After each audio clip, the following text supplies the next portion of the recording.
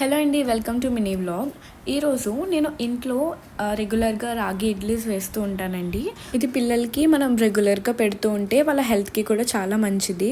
ఇది పిల్లలకి కాదండి, పెద్దవాళ్ళకి కూడా చాలా హెల్త్ బెనిఫిట్స్ ఉంటాయి.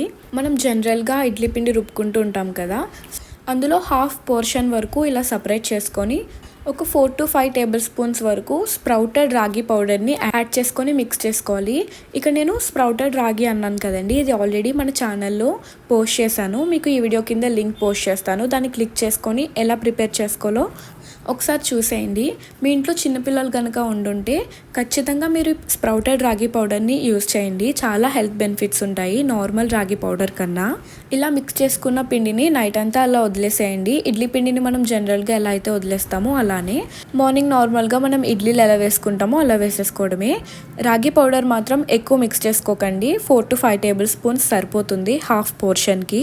ఇఫ్ ఇన్ కేస్ మీరు ఎక్కువ కనుక యాడ్ చేస్తే ఇడ్లీలు అనేవి కొంచెం గట్టిగా అయ్యే ఛాన్స్ ఉంటుంది. మీరు లిమిటెడ్గా యాడ్ చేసుకుంటే సాఫ్ట్గానే వస్తాయి. పిల్లలకి రాగి పిండితో ఏది చేసి పెట్టాలన్నా వాళ్ళు తినరు. సో ఈ ట్రిక్ని ఫాలో అవ్వండి. I hope it helps. Bye bye.